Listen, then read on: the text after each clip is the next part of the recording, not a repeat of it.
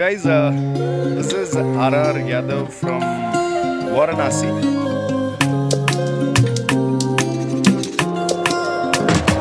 And one thing I really liked, he was talking about networking.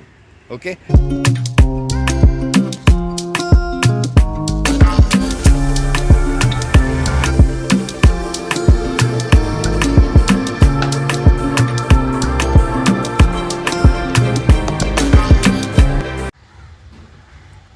Hi guys, today I am with a special person once again. I am in Mumbai. You can see I am in auto, and with me my auto driver who's taken me from airport and till Charkop.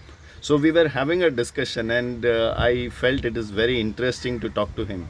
He has so many things to talk about Mumbai के बारे में वो बहुत जानते हैं. 25 years he is in Mumbai, and he spoke one word which is networking, okay, which I felt very interesting. Then I thought why not I will speak to him.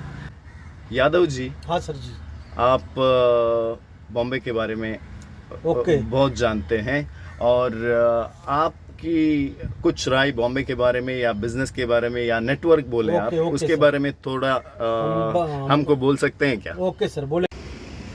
Mumbai sir एक सपनों का शहर है.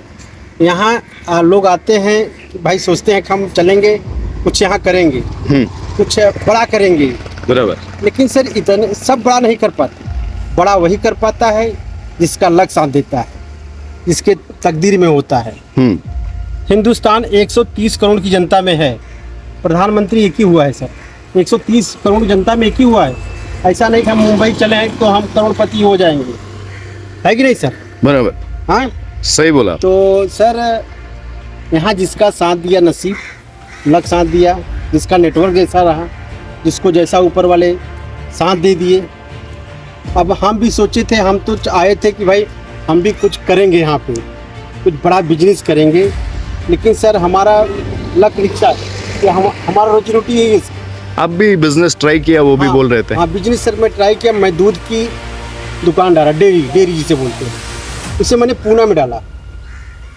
ये रिक्शे से कैसा भी इधर उधर करके पैसा कमाया, मैं ले जाके मैं वहाँ इन्वेस्ट किया.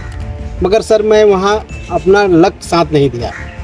तो हम सोचे भाई चलो फिर वापस से रिक्शा ही चलाएंगे. हमारे पास बच्चे पढ़ रहे हैं. अभी एक बच्चा हमारा पढ़ रहा है, एक बच्चा पढ़ लिया है. अभी वो जो बच्चा पढ़ने जा रहा है उसकी पढ़ाई में खर्चा ज़्यादा है sir.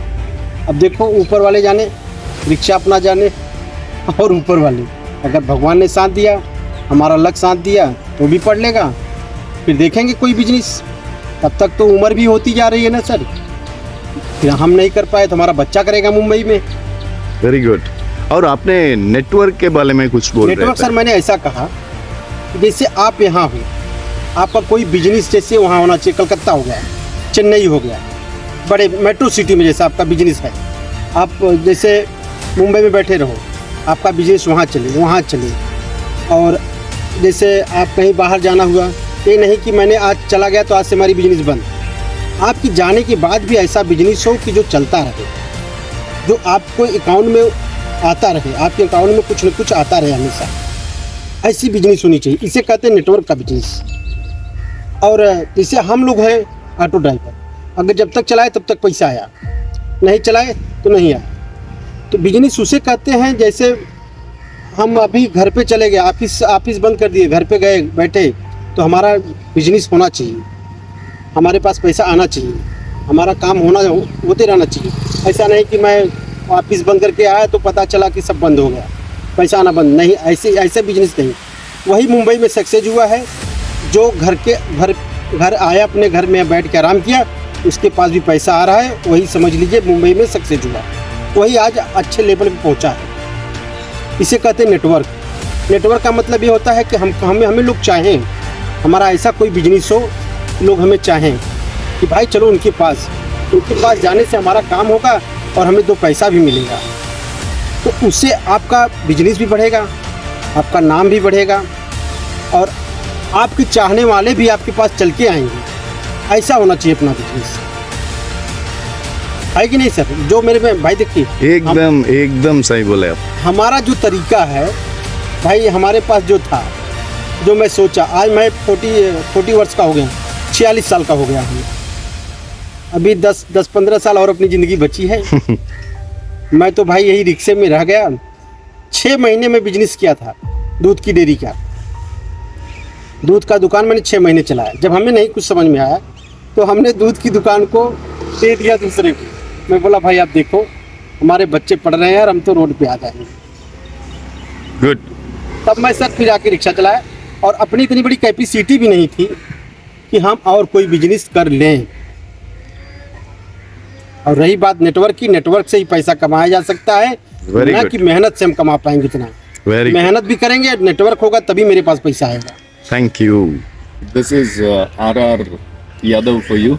And I really liked about this guy is we trainers can learn so many things from this person. You just see his confidence, his knowledge, his body language, and the positivity what he speaks. And for businessmen, there is a lot of things to learn. He saved little money from auto and started his own business. And when he came to know that this cannot be run or this is not my cup of tea, he stopped there and he didn't go to further loss. तो बहुत कुछ समझ में आता है हम लोगों को from R.R. Yadav. And one more thing, now since this man's knowledge and body language, the way he speaks, it gives a lot of positive vibes. But at the same time, today we are having a chai wala who is leading our country from the front. At the same time in Maharashtra, auto driver runs the state, and I'm sure the next time one more auto person will come and lead the country. Why? Because our driver knows how to lead from the front. Having said that, please share this video to each and every person, especially all auto drivers and taxi drivers. Let them feel they are great and they are the ambassadors of our country. If anybody goes to, like I came to Mumbai, I sat in the auto, I felt very happy. Any foreigner comes, he sits in an auto, and they should also feel I'm in safe hands. So please like, share, subscribe. In your contacts, I want you to share with minimum one auto driver this video. Okay? Thank you so much.